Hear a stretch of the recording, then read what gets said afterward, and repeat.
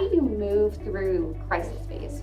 How do you thrive in a new environment? And what would you say are some effective ways to overcome homesickness? This is a great question.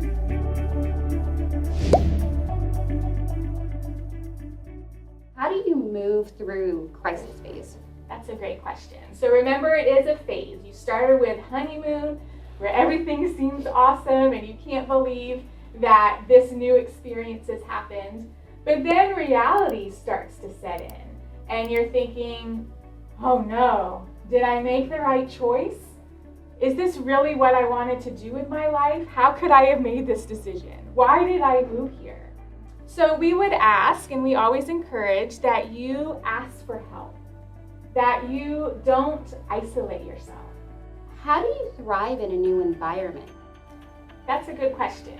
Thriving in that new environment, moving to crisis. You have to start practicing what the locals are doing. You have to start engaging.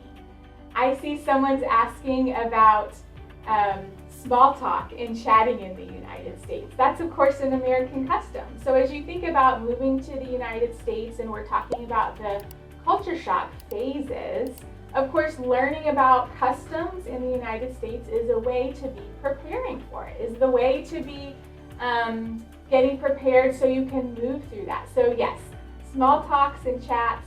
We would say water cooler talk. We talk in the office when we're getting coffee or we're getting water. You may be catching up on the day, seeing how it's going. That is absolutely a normal part. So we have a question. What would you say are some effective ways to overcome homesickness? This is a great question, Sarah. This is a great question. So, for me, it would be a taste of home. So for me, I'm originally from New Jersey. My background is from Cuba. For me, it's home cooked meals. It's finding what reminds me of that togetherness with my family and finding home cooked meals. It's speaking to my family. We may not be in the same place, but there's technology like WhatsApp, there's text messaging, there's social media platforms like Facebook. There's so many ways for you to interact with what feels like home. Sarah, what would you add to that?